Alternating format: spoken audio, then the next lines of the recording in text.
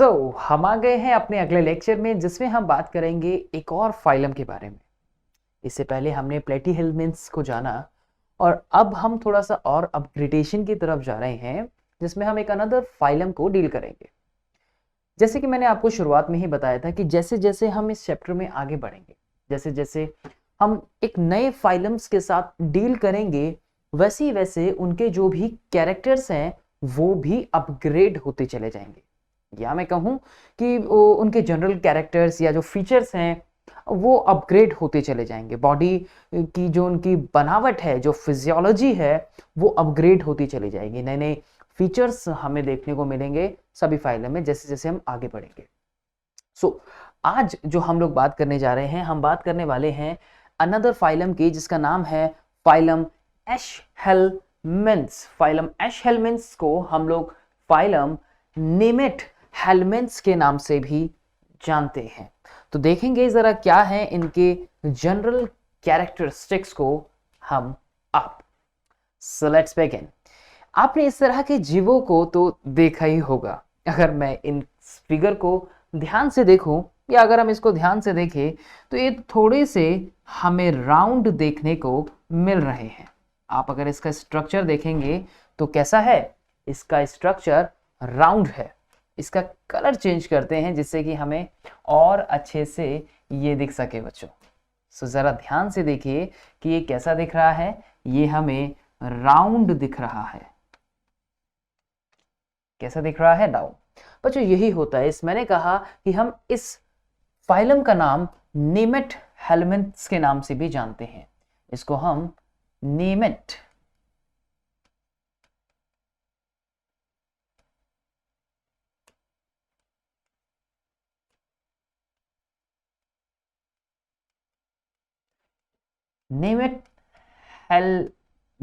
के नाम से भी जानते हैं।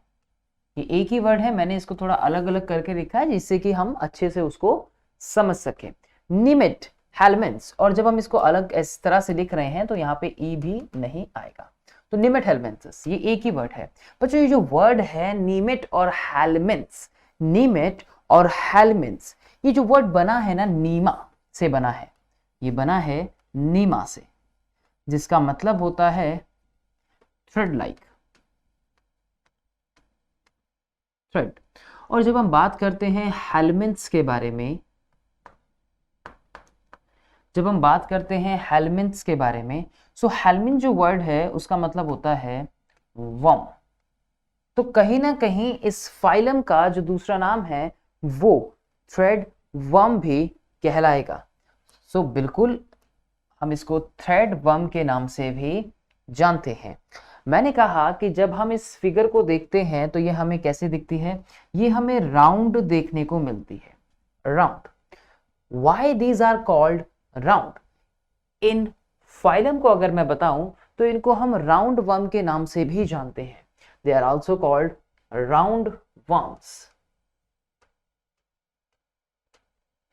Also called round worms. देखिए अलग अलग जगह मैं इनके अलग अलग नाम लिख रहा हूं जिससे कि आपको पता लग सके कि हम इसको राउंड वर्म भी बोलते हैं, हम इसको नेमेटहेलमिन्थ्स के नाम से भी जानते हैं, आप इसको एशहेलमिन्थ्स भी बोलते हैं, हम इसको नेमा जो हमने वर्ड ब्रेक किया उससे मतलब निकला कि थ्रेड, और दूसरा यहाँ पे जो वर्ड बना वो है हेलमिन। तो ये हमें थ्रेड लाइक वर्म भी देखने को मिलते हैं। सवाल यहाँ पे ये बनता है कि हम इसको राउंड वर्म के नाम से क्यों जानते हैं? जब हम इसकी बॉडी का ट्रांसफर सेक्शन करेंगे ना, कुछ इस तरह से, मान लीजिए कि बॉडी का हमने कुछ ऐसे ट्रांसफर सेक्शन किया तो कैसा हमें देखने को मिलेगा वो मैं अभी आपको दिखाता हूं। जरा ध्यान से देखिए। The body of the aschelminthes is circular in cross section, hence the name round worm. जब हम इसकी बॉडी का कुछ इस तरह से ट्रांसफर सेक्शन करेंगे, जब आप सेक्शनल व्यू करेंगे इसका, तो बॉडी कैसी दिखेगी अंदर से? ये वो वर्म है, ठीक है। तो बॉडी कैसी दिखेगी? सर्कुलर देखने को मिलेगी। कैसी मिलेगी? सर्कुलर। जैसे मान लीजिए कि मेरे हाथ में ये पेन है, ठीक है, मेरे हाथ में ये पेन है और मैंने इसका कुछ ऐसे ट्रांसफर सेक्शन कर दिया, अगर ये ऐसे करता तो मैं लॉन्गिट्यूडनल, लेकिन मैंने ऐसे किया तो इसका तो जब मैंने इसका ऐसे सेक्शन किया तो ये हो गया ट्रांसफर सेक्शन। सो जब हमने बच्चों इनका ट्रांसफर सेक्शन कुछ ऐसे किया तो बॉडी कैसी मिली, राउंड मिली। देख रहे हैं ना ये कैसी है, राउंड बॉडी है, इसलिए हम इसको राउंड वर्म के नाम से भी जानते हैं। मन में सवाल आ रहा होगा, क्या सर हमें सब कुछ ये याद रखना पड़ेगा, पढ़ना पड़ेगा? ऐसा बिल्कुल भी नहीं है। हाँ, हम ये जरूर देख सकते हैं कि यहाँ पे हमें माउथ देखने को मिल रहा है, यहाँ एक स्पेशल ऑर्गन फेरिंग्स प्रेजेंट होता है। अभी फेरिंग्स के फंक्शन भी हम लोग जानेंगे कि फेरिंग्स का काम क्या होता है जब इसमें डाइजेशन इनकी बॉडी में हमें देखने को मिलता है, डाइजेस्टिव सिस्टम से रिलेटेड इसका क्या काम है। एक्सक्रीटरी पॉर्स होते हैं बॉडी में। इंटेस्टाइन है, अंदर देख सकते हैं आप इंटेस्टाइन के जो पार्ट है यहाँ पे ये हमें देखने को मिल रहा है, इंटेस्टाइन रीजन जो इसका शो कर रहा है बच्चों। जेनाइटल पॉर्ट्स है, यूट्रस प्रेजेंट है, ओवरी है और एनस जो लास्ट पार्ट हमें देखने को मिलता है। तो जब बॉडी का हम सेक्शनल व्यू करते हैं, जब क्रॉस सेक्शन करते हैं, तो इंटरनल सभी पार्ट्स को हम आसानी से कुछ इस तरह से राउंड की फॉर्म में देखते हैं। That's why these are called round worms, इसलिए हम इसको राउंड वर्म का नाम देते हैं, just because of this cross section के टाइम पे बॉडी राउंड दिख रही है। उसके अलावा ये फिगर्स आपने कभी देखी होगी, कुछ इस तरह की फिगर को आप लोगों ने देखा होगा, है ना। तो इनके अगर मैं हैबिटेट की बात करूं, अगर हम इसके हैबिटेट के बारे में बात करें तो हैबिटेट कैसा होता है, दे में बी फ्री लिविंग। कैसे हो सकते हैं, फ्री लिविंग हो सकते हैं, एक्वेटिक हो सकते हैं, टेरेस्ट्रियल हमें देखने को मिलते हैं, पैरासाइटिक होते हैं। इस क्लास में सबसे ज्यादा जो हमें ये देखने को मिलते हैं, एक क्लास में इनकी जो क्लासेस जब हम देखेंगे तो ये हमें पैरासाइटिक ज्यादा देखने को मिलते हैं, राइट।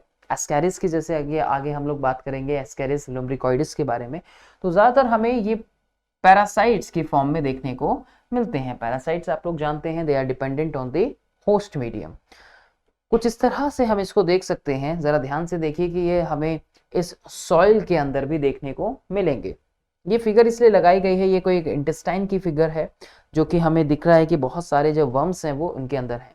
तो पैरासाइटिक फॉर्म में कहाँ पे, प्लांट्स और एनिमल्स के अंदर हमें प्लांट्स और एनिमल में देखने को मिलते हैं। तो वो हुआ इनका हैबिटेट, फ्री लिविंग भी हुए, एक्वेटिक भी हुए, टेरेस्ट्रियल भी हुए और पैरासाइटिक भी देखने को मिले। बॉडी की सिमेट्री की बात करते हैं, यानी कि बॉडी जो हमें देखने को मिलती है, इनकी सेगमेंटेशन कैसा है, सिमेट्री कैसी है, तो दे आर बाइलेटरल सिमेट्री। कैसी होती है, बाइलेटरल सिमेट्री। हाँ, ये वो ऑर्गेनिज्म नहीं है, राइट। अभी तो हमने राउंड देखा ना, लेकिन ये ऑर्गेनिज्म नहीं, लेकिन ये सिर्फ आपको समझाने के लिए कि बाइलेटरल सिमेट्री कैसी होती है। जब भी कोई सेंट्रल एक्सिस से प्लेन पास होता है तो इक्वल लेफ्ट और राइट हाफ में वो डिवाइड हो जाती है। तो उसी इक्वल लेफ्ट और राइट हाफ में डिवाइड होने को हम लोग क्या बोल रहे हैं, बाइलेटरल सिमेट्री का नाम देते हैं इसकी। अगर मैं इनके बॉडी फॉर्म के बारे में बात करूं, अगर मैं इनकी बॉडी फॉर्म के बारे में बात करूं तो भाई सबसे पहली बात कि ये इनकी बॉडी जो होती है, ये तो बात रही चली कि ये ट्रिप्लोब्लास्टिक होते हैं। बॉडी में हमें इनकी 3 जर्म लेयर्स जो है वो देखने को मिलती हैं, और ये बात आप जानते हैं कि मैं किसकी बात कर रहा हूं, एक्टोडर्म, एंडोडर्म,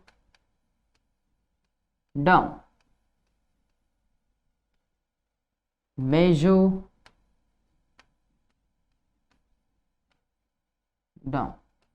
ठीक है। So they are triploblastic organism, they are triploblastic organism. दूसरा पॉइंट, दे आर स्यूडोसिलोमेट। कैसे होते हैं, स्यूडोसिलोमेट एनिमल्स होते हैं। क्या आप लोग जानते हैं कि जो हम यहाँ पे अभी हम बात करेंगे आगे, जो हम यहाँ बात कर रहे हैं स्यूडोसिलोमेट के बारे में, ये पहले ऐसे एनिमल है जो कैसे हैं, स्यूडोसिलोमेट होते हैं, ठीक है। They are pseudocoelomate animal. आप देखेंगे कि आपको इससे पहले कैसे मिलेंगे एसिलोमेट, इसके बाद सारे कैसे मिलेंगे सिलोमेट। तो ये अकेले हैं कैसे, जो कि स्यूडोसिलोमेट। ध्यान से देखिए कैसे हैं, स्यूडोसिलोमेट एनिमल्स होते हैं। बॉडी में अगर हम देखें तो इनकी लेवल ऑफ ऑर्गेनाइजेशन क्या है, तो organ system level of organisation इनकी बॉडी में हमें देखने को मिलता है। बच्चों अगर हम इसका कंपैरिजन करें पिछले वाले फाइलम से, तो आप क्या देखेंगे, जितने भी जो हमने पीछे वाले सारे फाइलम पढ़े थे वहां पे हमें लेवल ऑफ ऑर्गेनाइजेशन देखने को मिला ही नहीं। मिला ही नहीं। तो यानी कि ये फर्स्ट फाइलम है, this is the first phylum.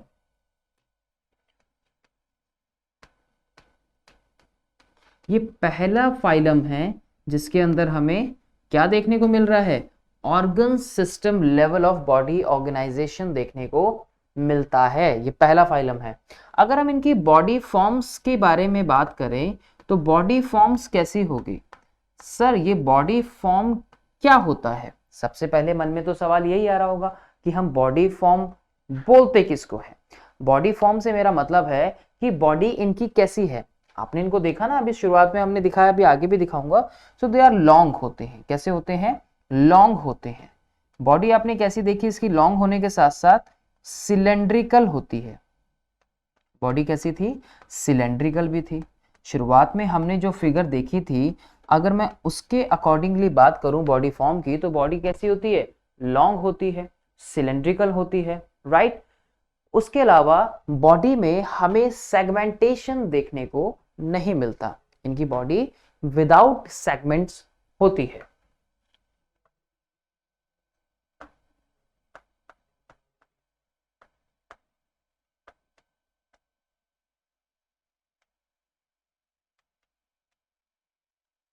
ठीक है, तो ये बात रही किसकी? इनकी बॉडी फॉर्म की।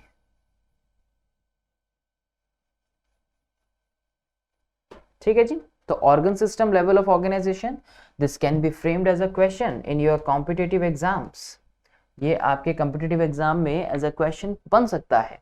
ये आपने ऐसा कौन सा फाइलम पढ़ा जिसमें आपको सबसे पहले organ system level of organisation देखने को मिला? तो कौन सा पढ़ा हमने ऐसा? सबसे पहला फाइलम जिसका नाम है फाइलम एशहेलमिन्थस या फिर नेमेटहेलमिन्थस या नेमेटोडा, राइट। बहुत से नाम हमें इसके देखने को मिलते हैं। आगे की बात करते हैं जरा। तो देखिए बॉडी प्लान कैसा होगा। Body plan, tube within tube body plan. ना what is the mean of tube within tube? हमने पढ़ा था ना कि ट्यूब विद इन ट्यूब क्या हो गया? जब एक ट्यूब के अंदर हमें क्या देखने को मिलेगी? ट्यूब जो है वो देखने को मिलेगी, उसको बोलते हैं tube within tube body plan. अलग अलग जो पार्ट्स है वो हमें देखने को मिलेंगे। Tube within tube body जो है हमें देखने को मिलती है इसकी, है ना। मान लीजिए कि यहाँ से कुछ जो पास हुआ वो दूसरे एंड से आउट होगा। यहाँ से एंटर कर रहा है और यहाँ से जो है वो एग्जिट कर रहा है। तो हम इसको ये भी तो बोल सकते हैं कि ये वाला रीजन माउथ हुआ और ये वाला रीजन इसका एनस हुआ, राइट। तो इसको बोलते हैं tube within tube body plan. Alimentary canal जो है कैसा होता है? कंप्लीट होता है। इसको क्या बोलते हैं? कंप्लीट। जहां पे माउथ और एनस जो है हमें देखने को मिलता है। माउथ भी मिलेगा और एनस भी देखने को मिलेगा। इसको बोलते हैं हम complete. That with a well developed muscular pharynx. Now what is the role of this pharynx? pharynx मैंने अभी आपको दिखाया था, अभी आगे भी मैं आपको इसमें दिखाऊंगा। देखिए क्या बोला हमने कि सबसे पहले बात की है हमने tube within tube body plan. दूसरा हमने बोला यहाँ पे कि alimentary canal is complete with a well developed muscular pharynx region. क्या होता है pharynx? जरा यहाँ पे देखिए।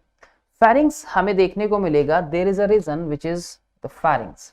ये आप इस स्ट्रक्चर को पहले जरा ध्यान से देखिए कि यहाँ स्यूडोसिलोमेट एनिमल है, ये माउथ प्रेजेंट है, कुछ नर्व रिंग लाइक स्ट्रक्चर देखने को मिलेगा, ओवरीज देखने को मिलेगी, एनस है, क्यूटिकल प्रेजेंट है, क्यूटेनियस रेस्पिरेशन भी शो करता है, एक्सक्रीटरी पॉर्ट्स जो है इसकी बॉडी पे प्रेजेंट है।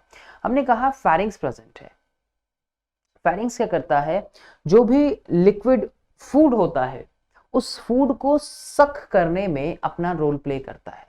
फैरिंग्स का काम क्या है भाई? फूड को लेके जाने में अंदर अपना रोल प्ले करता है। तो माउथ से जब इसने फूड लिया यहाँ से, तो जब फूड यहाँ से अंदर गया तो कहाँ पहुंचा? आगे की तरफ।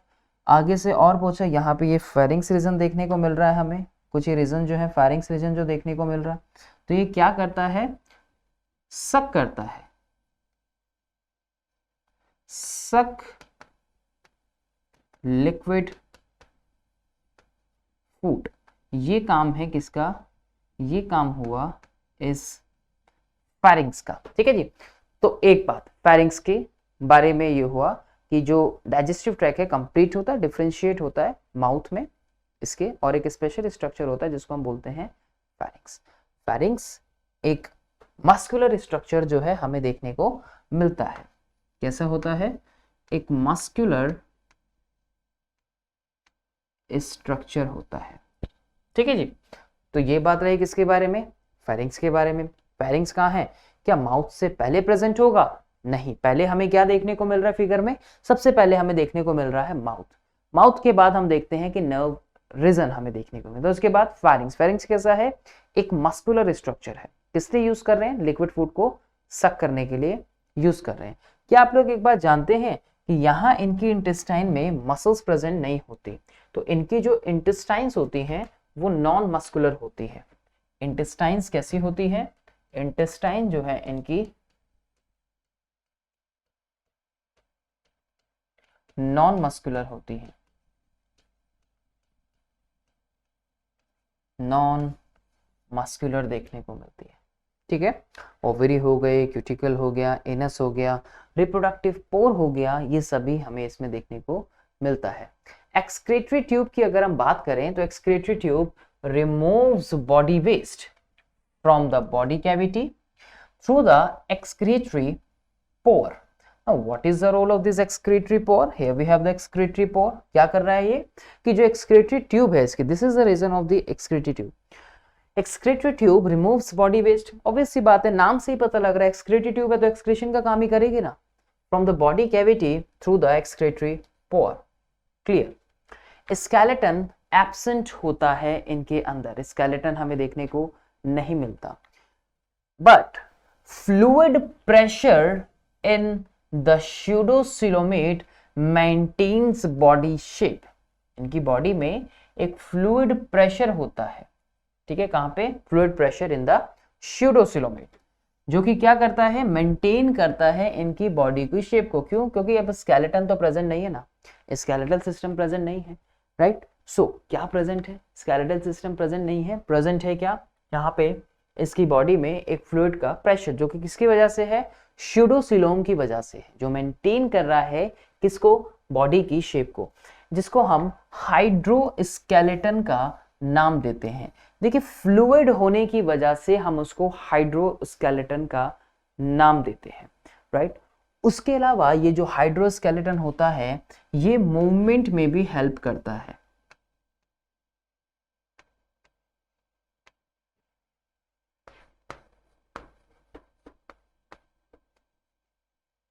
हेल्प्स इन मूवमेंट, ठीक है। तो दो काम हुए, skeleton fluid pressure pseudocoelom maintain कर रहा है, जिसको हम हाइड्रोस्केलेटन का नाम देते हैं। हाइड्रोस्केलेटन जिसको हम क्या बोलते हैं? वो हेल्प करता है किसमें? बॉडी मूवमेंट के अंदर अपना रोल प्ले करता है, ठीक है।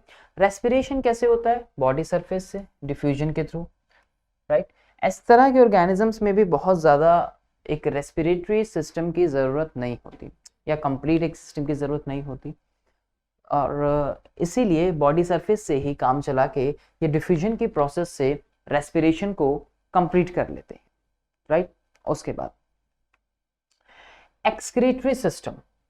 एक्सक्रीटरी सिस्टम की अगर हम बात करें तो कैसा है? यहाँ पे H shaped and consist of excretory canals which removes body waste from body cavity through the excretory pores.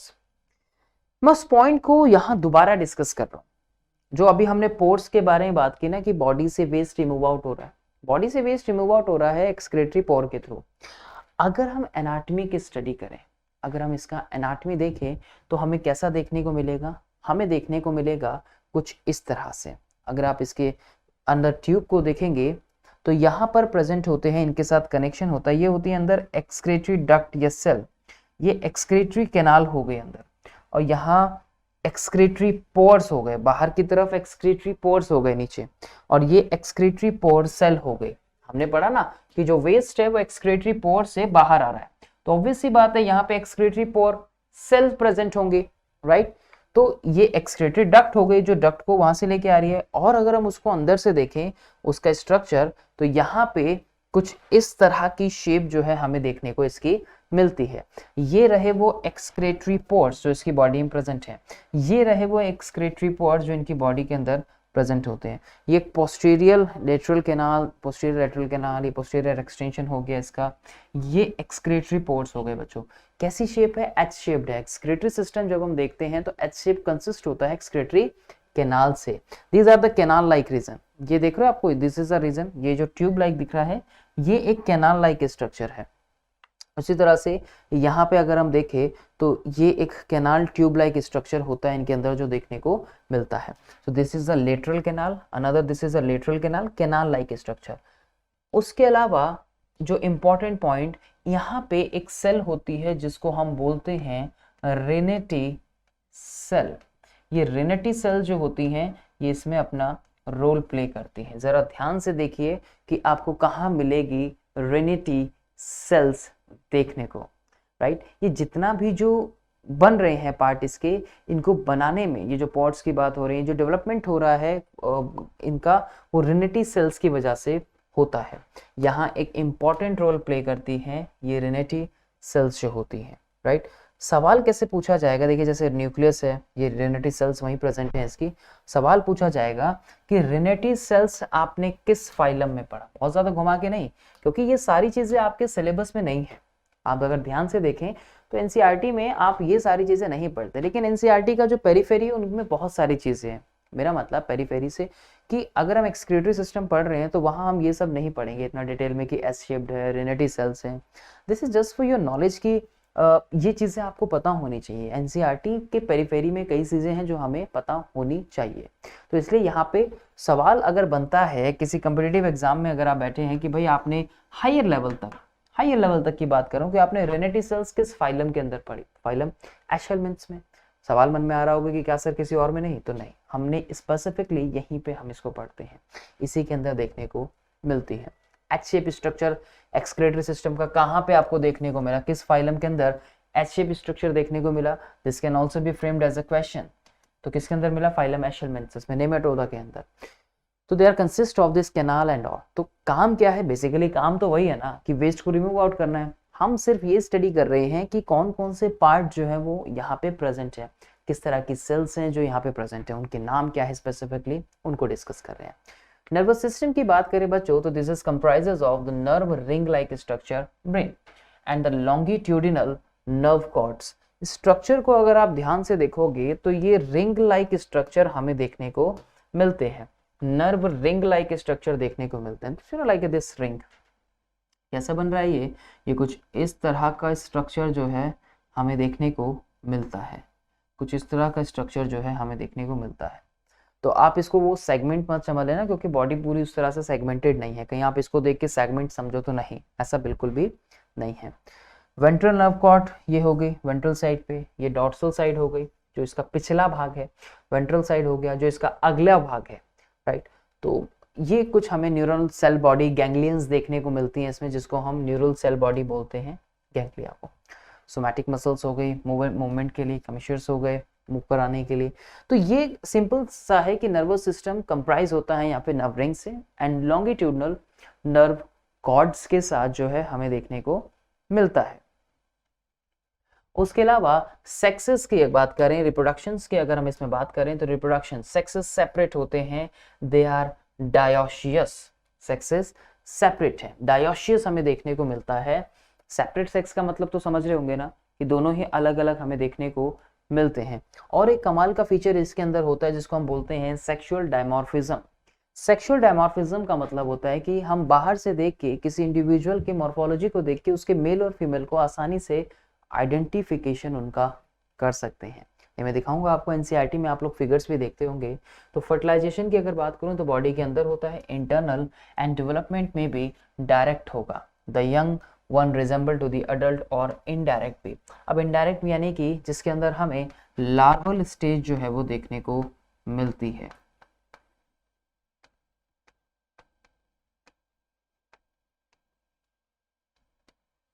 ठीक है, इनडायरेक्ट डेवलपमेंट जिसमें हमें लार्वल स्टेज इसमें देखने को मिलती है। ये आपने एनसीईआरटी में फिगर को देखा होगा, इसको हम बोलते हैं सेक्सुअल डायमॉर्फिज्म इनके अंदर प्रेजेंट होता है।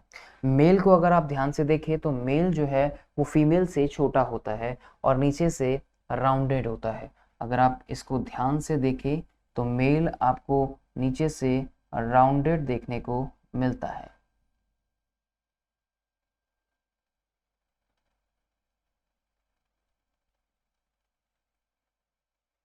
ठीक है, कुछ इस तरह से।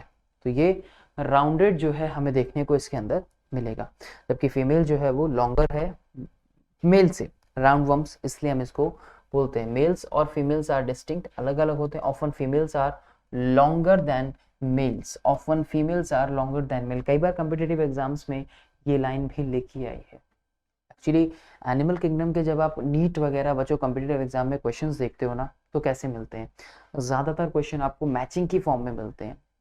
4-4 5-5 ऑप्शन होते हैं और आपसे पूछा जाता है कि करेक्ट मैच कौन सा है या कितने करेक्ट मैच हैं इसके अंदर या कौन सा मैच करेक्ट नहीं है, इस तरह से। तो कई बार ये लाइंस भी लिखी आ जाती है कि सेक्सुअल डायमॉर्फिज्म शो कर रहा है, उसके अलावा मेल जो फीमेल जो है वो लॉन्गर है मेल से। तो इसलिए यहाँ एक एक लाइंस जो है वो इंपॉर्टेंट हो जाती है एनसीईआरटी की पूरी, स्पेशली इस चैप्टर की तो हो ही जाती है। और मैंने आपको शुरुआत में ही बताया और बार बार आपको रिकॉल कराता रहूँगा कि ये चैप्टर नीट के पॉइंट ऑफ व्यू से, आपके कॉम्पिटिटिव एग्जाम्स के पॉइंट ऑफ व्यू से कितना ज़्यादा इंपॉर्टेंट है। अगर आप इन सारे पॉइंट्स को अच्छे से डिस्कस करेंगे, जितने भी हम कर रहे हैं, आपको कोई भी एक्स्ट्रा पॉइंट करने की ज़रूरत नहीं है। सारे सवाल आप सही कर सकते हैं इन्हीं पॉइंट्स को ध्यान में रखते हुए। तो अब वहाँ पे कई बार, जैसे मैं मैचिंग की बात बता रहा था क्वेश्चन की, तो वहाँ कई बार ये लाइंस लिखी आ गई, जैसे आपको मैच करना है कि कौन से फाइलम में हमें ऐसा देखने को मिलता है। इसलिए देखिए ज़रा, ये कुछ हमें यहाँ कुछ फिगर जो है वो विचलित कर सकती हैं, राइट।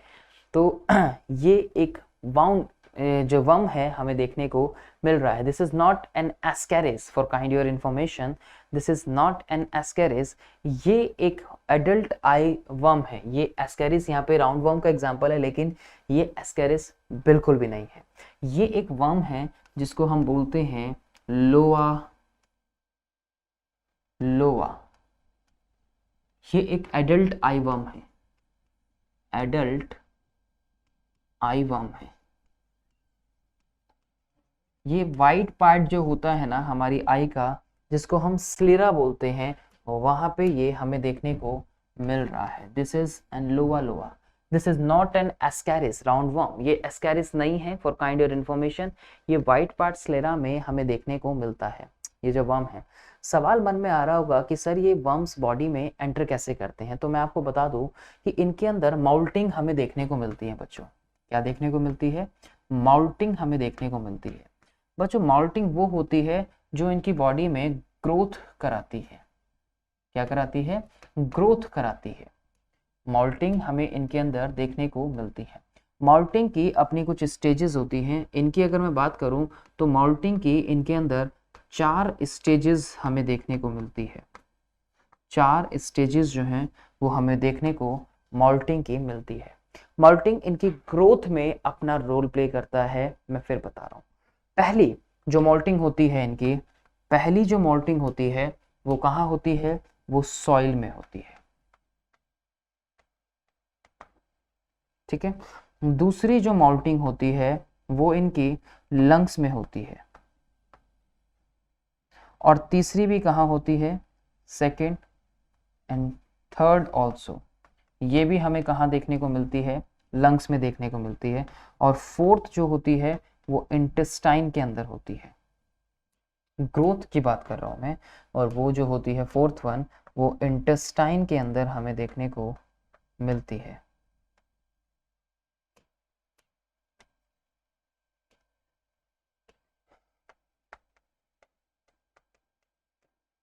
इंटेस्टाइन के अंदर देखने को मिलती है।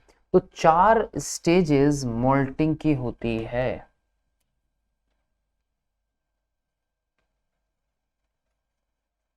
चार स्टेजेस मोल्टिंग की देखने को मिलती है। मोल्टिंग इनकी ग्रोथ कराता है।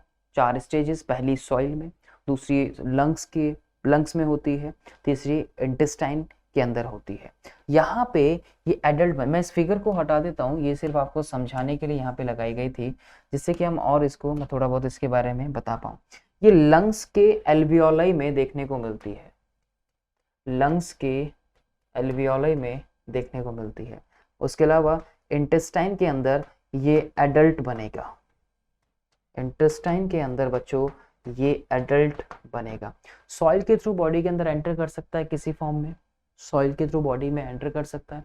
वहां से आपने खाया पिया, आपके ये लंग्स में सेकंड और थर्ड स्टेज कैसे आई, कई बार खांसते हुए लंग्स में आपके पहुंच जाता है, एंटर करता हुआ ब्लड के मीडियम के थ्रू, राइट। आपका जो पूरा जो सर्कुलेटरी सिस्टम है वो भी बड़ा इंपॉर्टेंट रोल प्ले करता है इसको लंग्स तक लाने में। और लंग्स में कई बार क्या होता है, सर्कुलेट करता है ना, लंग्स से हार्ट के अंदर जाता है, वहां से तो कई बार ये सर्कुलेशन के थ्रू वहां से लंग्स के अंदर पहुंच जाते हैं। और लंग्स से मैं बताऊं आपको कई बार क्या होता है कि लंग्स से ये कई बार आपके माउथ में भी, आपके इस विंड पाइप के अंदर आ जाते हैं, विंड पाइप से इसोफेगस में आते हैं, विंड पाइप में आ जाते हैं, लंग्स से, विंड पाइप से आपकी नाक से जो है ये बाहर आ सकते हैं। ऐसा भी आपको देखने को मिल सकता है कि किसी की नाक से, किसी के माउथ से जो है वो खांसते हुए, जैसे मान लीजिए आपके लंग्स में ये है, एल्वियोलाई में है, किसी ने बहुत जोर से खांसा तो आए उसके विंड पाइप में और खांसा, तो खांसते खांसते क्या हुआ, नाक से बाहर आ गए, कई बार माउथ से बाहर आ जाते हैं। तो कोई बड़ी बात नहीं है, क्योंकि ये पैरासाइट्स हैं, हमने शुरुआत में पढ़ा था कि ये पैरासाइट्स हैं। मॉल्टिंग के लिए इनको एक होस्ट की रिक्वायरमेंट होती है ग्रोथ करने के लिए, तो कई बार बॉडी के अंदर ये इस तरह से करते हैं। अब वहां जब ये माउथ के अंदर आपके पहुंचते हैं तो कई बार माउथ से जो है ये इंटेस्टाइन के अंदर वापस से निकल जाते हैं, तो इंटेस्टाइन के अंदर भी पहुंच जाते हैं, राइट। तो एडल्ट वहीं पे बनता है, ये एडल्ट जो है वो वहीं बनता है। और एडल्ट के साथ जब ये बनता है तो कई बार फेशियल मैटर के थ्रू जो है बॉडी से बाहर निकलते हैं, राइट। जब एडल्ट बनेगा तो फेशियल मैटर से क्या होते हैं, बॉडी के बाहर निकलते हैं, इंटेस्टाइन में, ह्यूमन इंटेस्टाइन के अंदर हमें देखने को मिलते हैं।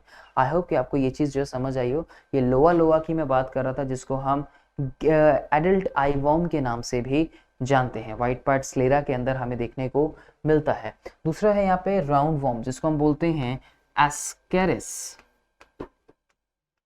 Ascaris lumbricoides, Ascaris lumbricoides. Ascaris lumbricoides जो है ये एक राउंड वर्म है, ठीक है। तो ये मैं अभी आपको बताऊंगा आगे। इसके अंदर जैसे हम बोले थे कि इनडायरेक्ट डेवलपमेंट भी हमें देखने को मिलता है, तो रैप्टिडी फॉर्म एक इसका लार्वे होता है, रैप्टिडी फॉर्म जो है वो इसका लार्वे हमें देखने को मिलता है। जो मैं लार्वा की बात बता रहा हूं आपको, रैप्टिडी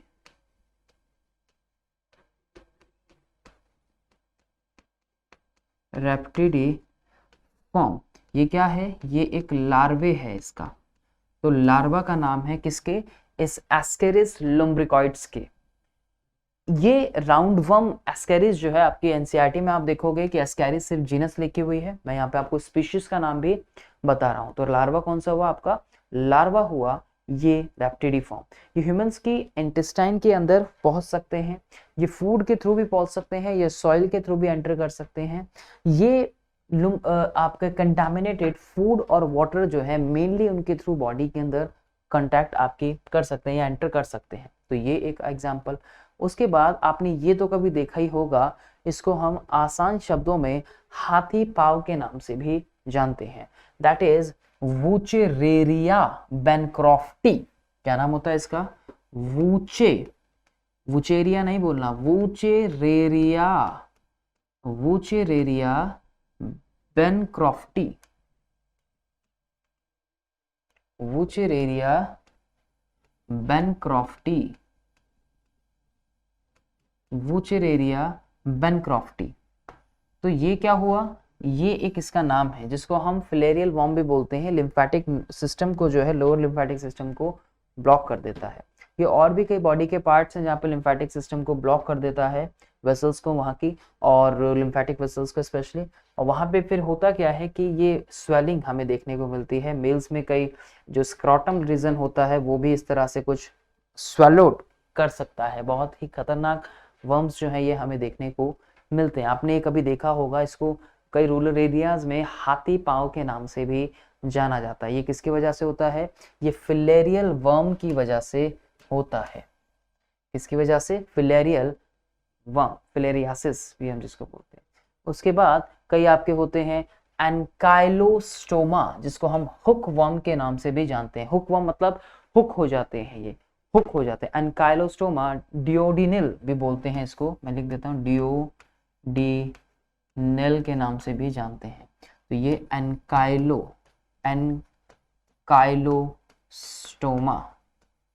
ठीक है, एनकाइलोस्टोमा डियोडिनल। देखिए कहाँ पे है ये फिगर, कहाँ की है? इंटेस्टाइन की है। ये हुक्ड हो जाते हैं, इसलिए इसको हुक वर्म के नाम से भी जानते हैं।